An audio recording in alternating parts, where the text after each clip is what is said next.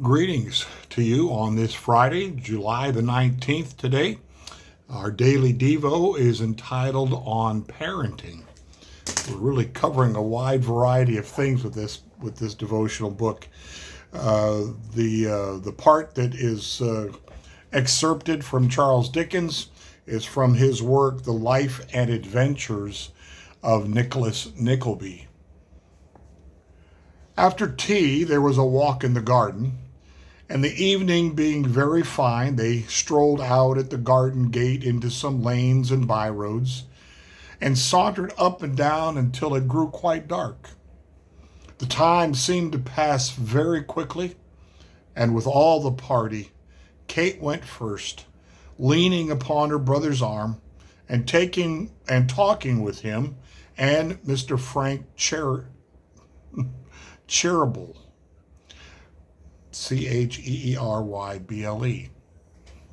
Give it a shot. And Mrs. Nickleby and the elder gentleman followed at a short distance. The kindness of the good merchant, his interest in the welfare of Nicholas, and his admiration of Kate, so operating upon the good lady's feelings that the usual current of her speech was confined within very narrow and circumscribed limits. Smike accompanied them, joining sometimes one group and sometimes the other, as Brother Charles, laying his hand upon his shoulder, bade him walk with him, or Nicholas, looking smilingly round, beckoned him to come and talk with the old friend who understood him best, and who could win a smile into his careworn face when none else could. Pride is one of the 7 deadly sins, but it cannot be the pride of a mother in her children, for that is a compound of 2 cardinal virtues, faith and hope. This was the pride which swelled Mrs. Nickleby's heart that night, and this it was which left upon her face, glistening in the light when they returned home, traces of the most grateful tears she had ever shed. Not so much negativity in this one today. People saying things and getting on each other's nerves. This is a beautiful scene of family members and at least one friend, I guess, walking along, having pleasant conversations, and being a family together. Thoughts from Gene Fisher. Charles H. Spurgeon once said, quote, "You may speak but a word to a child, and in that child there may be slumbering a noble heart, which shall stir the Christian church in years to come," unquote. Seeing your child grow into an adult with a noble heart would fill any parent with pride, just as Mrs. Nickleby was very proud of her children. The Bible offers wise advice for parents. When he gave the 10 commandments to the Israelites, Moses said, quote, "These commandments that I give you today are to be on your hearts. Impress them on your children. Talk about them when you sit at home and when you walk along the road. When you lie down and when you get up, tie them as symbols on your hands and bind them on your foreheads.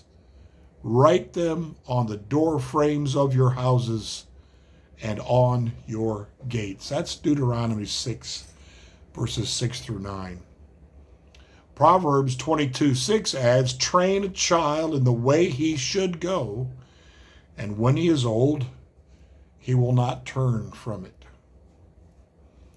Dickens wrote that having pride in your children is not a sin, but rather the result of ongoing faith and hope, for it is faith and hope in the Lord that should form the foundation for raising children in a godly home.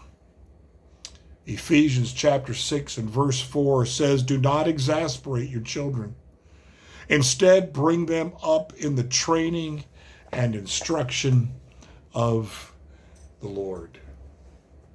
That command there in Ephesians 6, do not exasperate your children, oftentimes down through church history really, and into years gone by, Christian parents seem to have a fear that if they were not really, really strict with their children, they might not follow the Lord. And so it was very legalistic at homes. That's exasperating for children. That's not a flavor of grace and mercy. That's a cracking the whip. And you see a lot of old Westerns have that kind of flavor, with a father who's very self-righteous feeling and always cracking the whip on his kids, punishing them for the smallest thing. That's, in my mind, that's what Paul means when he writes those words. Don't exasperate your children. Don't demand so much from them that their hearts turn hard, that they don't like your Christianity because of its legalism. Instead, introduce them as early as possible to Christ. Introduce them as early as possible. Yes, there are things in the Bible that tell us don't do that, but do this. Yes, indeed. But it's because of our love for God that we want to return back, that He's given us a new life. And it's not because God said so. It's because this is what will make God happy. For you to love your neighbors, for you to honor and obey your parents, for you to be a kind and gentle person, for you to be known by the fruit of the Spirit in your life. These are all attractive things, and that's how we need to present them. We're not always perfect as parents, that's for sure. That's for sure. But this should be our goal. If we follow Jesus and He blesses us with the opportunity to have children, then we need to see that. And as we're going to raise them up and offer them back to the Lord, just like Samuel's mother did with him at the temple. Recognizing that life is a gift to us, but that life isn't for us to keep and control and get that life to do whatever we want that person, that son, that daughter to do. It's to raise them up knowing the Lord, knowing His Word, and bringing them through life in such a way that when they are ready to sprout their own wings, they want to head in the direction of doing God's will. And when you see that,